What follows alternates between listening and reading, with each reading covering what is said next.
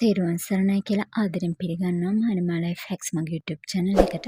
channel එක subscribe කරපු යාළුවෝ හැමෝටම ගොඩාක් ස්තුතියි කියන ගමන් අලුතෙන් channel එකත් එක්ක එකතු වෙන යාළුවන්ටත් channel එක subscribe කරලා පැත්තකින් තියෙන bell icon එකත් click කරලා channel එකත් එක්ක එකතු වෙන්න කියලා ආදරෙන් මතක් කරනවා. ඉතින් ඔන්න අද වැඩිපුර තෙල් භාවිතා කරන්නේ නැතුව ඉතා ඉක්මනට ලස්සනට හදා ගන්න පුළුවන් රසම රස පරාත රෙසිපි එකක් අරගෙන ආවා. අපි යමු වීඩියෝ එකට. මම මෙතන පාන් පිටි කෝප්ප 3ක් කපලා අරන් තිනවා. පිරිස් කෝප්ප වලින් මම ලුණු තේ හැන්දක් එකතු කරගත්තා. ඒ වගේම සීනි මේස හැන්දක් එකතු කරගත්තා. පොල් තෙල් මේස හැන්දක් විතරත් එකතු කරගෙන මම උණු වතුර තමයි පිටි මිශ්‍රණය අනා ගන්න පාවිච්චි කරන්නේ.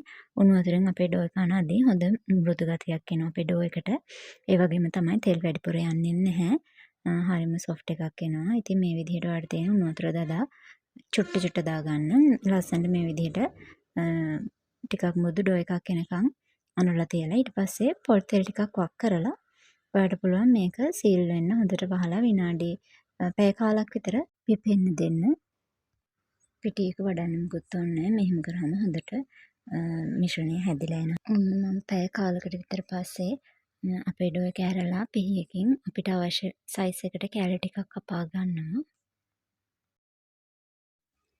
ඔයාලට පේනවා ඇති මේ වෙලාවේදී හොඳට මෘදු ගතියක් තියෙනවා අපේ ඩෝ එක. හරි සැහැල්ලුයි. ටක් ගාලා මේක ගුලියක් විදිහට අපිට හදා ගන්න පුළුවන්. මේ විදිහට පොඩියට දැන් ගුලි ටිකක් ඔයා හදා ගන්න.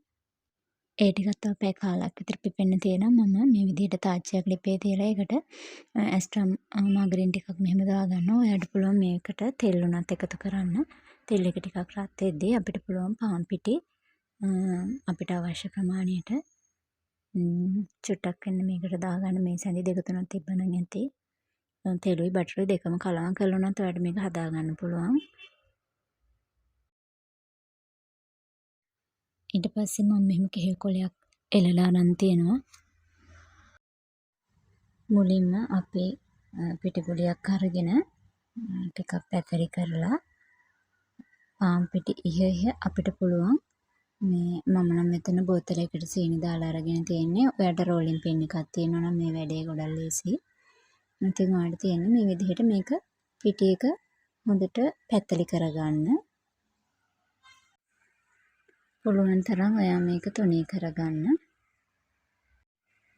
තුනී කරගත්ත අපේ රොටියකට අපි කරන්නේ අර අපි හදාගත්තේ මාගරින් දාලා පිටි දාලා මිශ්‍රණය.